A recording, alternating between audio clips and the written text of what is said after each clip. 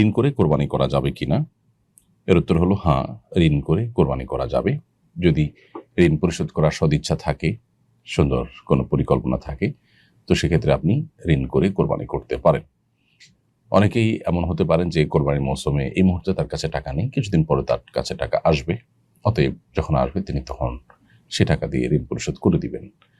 এক কথায় স্বাভাবিকভাবে আমাদের অন্যান্য প্রয়োজনীয় কাজগুলো যেরকম আমরা ঋণ করে সারি, আর্থিক যে সমস্ত ইবাদত আছে সেগুলো সম্পাদন করবার জন্য ঋণ করা এটা জায়েজ এবং বিধেয়। নবী করিম সাল্লাল্লাহু আলাইহি সাল্লাম, সাহাবা ইকরাম কোনো ক্ষেত্রে দান করার প্রয়োজনে কারো কাছ থেকে লোন নিয়েছেন। লোন নিয়ে হয়তো কোনো অভাবী ব্যক্তিকে দান করেছেন, পরবর্তীতে সে লোনটা পরিশোধ করে দিয়েছেন। ঠিক একইভাবে যেকোনো আর্থিক ইবাদতই ঋণ করে, লোন করে করা যেতে পারে। কেউ হজ করবেন, তার কোনো টাকার টান আছে, তিনি সে টাকাটা লোন নিলেন, পরবর্তীতে সেটা পরিশোধ করবার তার সদিচ্ছা আছে, ব্যবস্থাপনা আছে।